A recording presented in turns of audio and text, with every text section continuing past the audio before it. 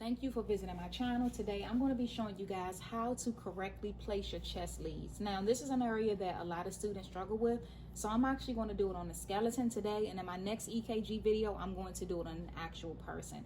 So let's look at your patient. One thing you want to always keep in mind is that when your patient is facing you, remember that your left is going to be their right. Okay, it's so tempting to say, okay, this is my right hand, this is their right side. No, your right side is going to be their left side. Okay, so always remember that.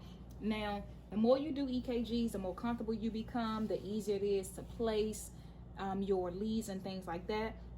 But if you plan to take your RMA, CCMA, or CMA certification, you want to be able to actually recognize where each lead goes when you see it. For an example, you may see a question on one of those certification tests that say something like, which lead goes in a fourth intercostal space at the right of the sternum?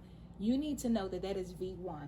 You may also see another question that says, which lead goes between V4 and V6? You'll know that's V5, but then you may see a question that's a little bit more tricky. It may say, at the left anterior axillary line. You need to know that that is V5. So you want to make sure you know the exact placements, okay? And also there are some EKG questions on the phlebotomy exam as well. So make sure you become familiar with it, okay? So take a pen out and take some notes. All right, so let's first start with looking at your skeleton. So first of all, let's look at this clavicle bone right here. So this is your clavicle bone or your collarbone. So I usually have my students to feel on themselves, feel for your clavicle bone, and then when you feel for your clavicle bone, you're going to feel down to that first rib there. Now that first space after that first rib is going to be your first intercostal space, right? So your intercostal space are those spaces between each rib, right? So you want to count down to 4 to your fourth intercostal space to place your first 2 leads, right? So again, find your clavicle bone, that's your collarbone, and then you want to feel down. So that first space right after your clavicle bone, that's going to be your first intercostal space, right? So we're going to say 1, and then you feel for the next rib, count down 2, 3, 4. Now your fourth intercostal space is where you begin placing V's 1 and 2. Remember, V1 goes at the right of the sternum and V2 goes at the left of the sternum. So 1, 2, 3, 4, we at the fourth intercostal space. So V1 goes at the right. So we're going to place V1 here, and V2 goes directly across from it at the left of the sternum. Okay, so that's going to be V2.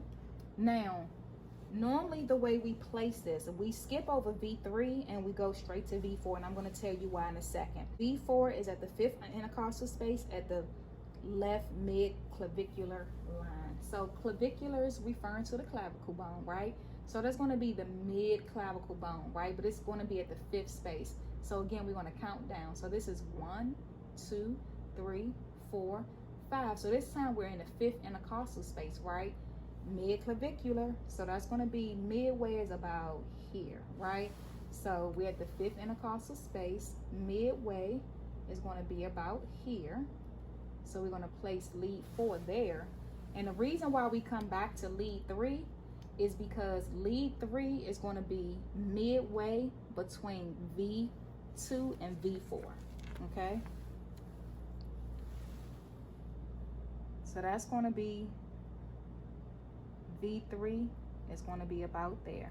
So that's midway between V2 and V4. That's why you want to go back and do V3 after you've already done V4.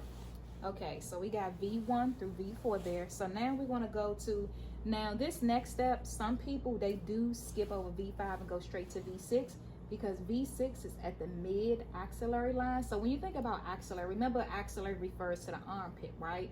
So your mid axillary line is going to be right here. So that's where V6 will go. So some people, they do skip over V5 and then they place V6 first because V5 is placed between V4 and V6. But in order to know the exact placement of V5, that's going to be at the left anterior axillary. So remember, anterior means front. So this is your axillary line, right? So your axillary line, the anterior axillary line is toward the front.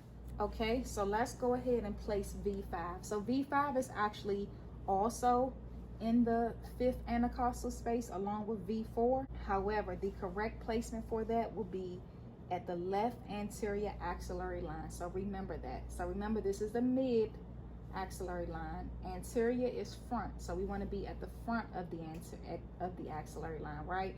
So we're going to go here. And again, some people, like I said, they place V6 first because they know that V6 and because they know that V5 is between V4 and V6. But because we want to make sure we know exactly where it goes for testing purposes, we're going to put V5 at the left anterior axillary line. Okay, now V6, that's your mid axillary line. So your mid axillary line is almost up under your patient's arm. So remember, axillary is referring to the armpit. So this time we're going to go to in the 6th intercostal space. So it's 1, 2, 3, 4, 5, 6. The mid axillary line is going to be out here. Okay, so that is your EKG chest placements. Okay, so let's just do a recap. V1 is at the 4th intercostal space at the right of the sternum, right? V2 is at the 4th intercostal space at the left of the sternum.